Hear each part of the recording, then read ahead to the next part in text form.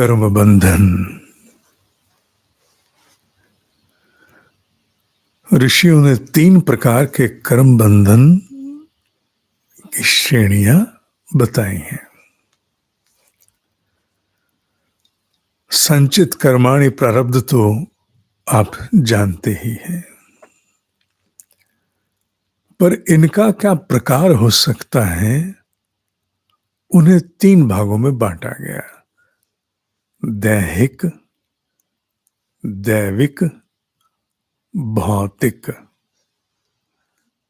क्रम ऐसे ही बना दिया, अन्यथा तो दैविक, दैहिक, भौतिक भी हो सकता है।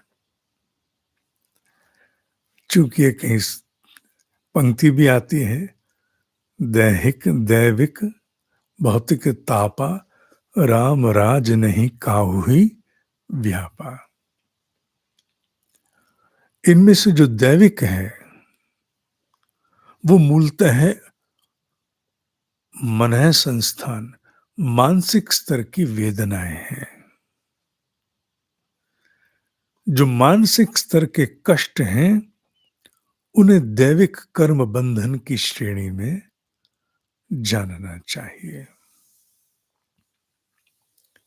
दैविक कर्म बंधन से तात्पर्य ये नहीं कि हमने किसी देव शक्ति को रुष्ट किया इत्यादि।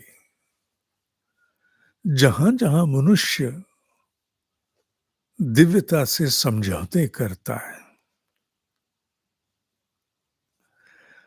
पवित्रता से समझौते करता है, वहां वहां दैविक ताप, दैविक कर्म बंधनों का निर्माण होता है। अपवित्रता दैविक कर्म बंधनों का मूल स्रोत है। दिव्यता गई, दैविक कर्म बंधन व्यापने आरंभ हो गए। मानसिक स्तर के कर्म बंधन जिन्हें दैविक कहें, उनके स्वरूप कई प्रकार के, जिससे मन विक्षुब्ध हो जाए, कष्ट में रहे, चाहे वो किसी के संबंध के कारण हो, किसी के प्रतिकूल व्यवहार के कारण हो, अपितु क्षमताएं ही नहीं है कि वो हम प्राप्त कर सकें जो हमें बहुत बड़ा उद्देश्य दिखता है, उसके योग्य क्षमताएं नहीं है। तो मन में जो सतत सुलगने वाली, प्रतिपल दुखी करने वाली व्यथा है, उन्हें दैविक की श्रेणी में जानेंगे। और ये भी बात साथ में ध्यान में रखने की है कि जब तक कि कष्ट ऐसा ना हो कि जिसको सहना ही कठिन हो, बहुत पीड़ादायक, तब तक उन्हें दैविक कर्म बंधन की श्रेणी में नहीं डालना चाहिए। मनुष्य का स्वभाव है, अप्रसन्नता या दुख तो कहीं ना कहीं चलता रहता है, और मनुष्य हर चीज पे कुछ ना कुछ भाग्य को डालता है, हर चीज पे कर्म बंधनों को डालेगा, ऐसा नहीं। सामान्य स्थितियों में तो मनुष्य अपनी प्रकृति और अपने स्वभाव के साथ भी तो आचरण करते हैं ना। तो उन छोटी छोटी बातों के लिए दैविक ताप, दैविक कर्म बंधन को नहीं जानना चाहिए। जहां वो ऐसा है जो सामान्य से कहीं ऊपर है, बहुत कष्ट है लंबे समय का, उन्हें दैविक कर्म बंधन मान सकते हैं, अन्यथा नहीं, अन्यथा नहीं। इसके समाधान, क्योंकि कहीं पवित्रता से कहीं समझौते ज्यादा हो गए, भीतर की दिव्यता कहीं बहुत, खैर चली गई, जो भी है उस पर बार बार उल्लेख नहीं। समाधान की श्रेणी में जो सबसे अच्छा समाधान समझ में आता है, यहां मैं केवल शास्त्र तक सीमित नहीं हूं, या कहीं पढ़ने तक सीमित नहीं हूं, जो व्यक्तिगत स्तर पर समझ में आता है वो है कि किसी भी स्वरूप में शक्ति स्वरूप का प्रतीक किसी कन्या के मुख पर एक खुशी की लहर को ला देना, भले उसको सबल बनाने से हो, भले उसको किसी स्वरूप में कुछ ऐसा दे पाने की जिससे उसका मन आत्मा प्रसन्न हो जाए। इसका तात्पर्य ये नहीं जानना चाहिए कि अनावश्यक और अनायास से कुछ उड़ेलते फिरना, जिससे बात बनने के स्थान पर बिगड़ने आरंभ हो जाए ना। कुछ ऐसा जिससे उसका उत्कर्ष संभव हो, उसका लौकिक उत्कर्ष संभव हो। उसके चेहरे पर मुस्कुराहट की लहर से तात्पर्य कोई क्षणिक मुस्कान नहीं है, क्षणिक नहीं, ऐसी सबलता जो उसके मुख पर उस मुस्कान की लहर को चिरस्थायी कर दे। और वो बिना सबलता संभव नहीं है, वो बिना सबलता संभव नहीं है। कन्या संकल्प शक्ति के अंतर्गत जो कन्याओं को पढ़ने के लिए सहायता आप लोगों के माध्यम से नव सृजन देता है, उसका भाग है उनके चेहरे पर स्थायी मुस्कुराहट को लाना। क्षणिक क्षणिक का भी महत्व है, पर इतना नहीं। अभी खिला दिया तो अगले पहर फिर भूख नहीं लगेगी क्या? सबलता में तो वो स्वयं अपने आप में संपन्न हो जाएगी, वो किसी पर आधारित नहीं रहेगी, स्वायत्तता उसको प्राप्त हो जाएगी। तो कन्या की दृष्टि से अगर कोई ऐसा प्रयास किया जाए तो उसके परिणाम दैविक कर्म बंधनों को प्रभावित करते हैं। और अगर कुछ हम ऐसा नहीं भी कर पा रहे हैं तो फिर अपने हिस्से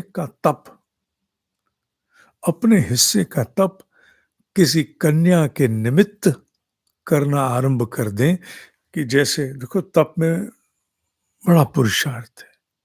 आप 5 माला, 10 माला, 11 जो भी करते होंगे, आसान नहीं है। वो आपकी शक्ति है, आपके समय, ध्यान, ऊर्जा का वो निकला हुआ एक सार है, अमृत है। उसे संकल्प से किसी कन्या को अच्छी मात्रा में अर्पित कर देना, अच्छी मात्रा में अर्पित कर देना कि ये इसके उत्कर्ष के लिए है। कोई ऐसी जिसको सबलता जिसके पास नहीं है, आपके संज्ञान में आ गया, आप कुछ और तो कर ही नहीं पा रहे, पर आप अपना तप दे रहे हो, वो तप उसके उत्कर्ष का पूरा प्रबंध करेगा, विश्वास जानना। तो कुछ नहीं कर रहे तो उसकी सबलता के लिए अपना तप दे दो। इससे क्या होगा? इससे दैविक स्तर पर प्राप्त होने वाले तुम्हारे कर्म बंधनों का, वो कितने भी कठोर हों, उन पर प्रभाव अवश्य पड़ेगा। अगर वो बहुत कठोर नहीं है तो पूर्णतः समाप्त हो जाएंगे। बहुत कठोर है तो प्रभाव पड़े बिना रहेगा नहीं, प्रभाव पड़ेगा, निश्चित पड़ेगा। भले ही प्रारब्ध पूरी तरह समाप्त ना हो, पर प्रभाव पड़ जाना बहुत बड़ी बात है।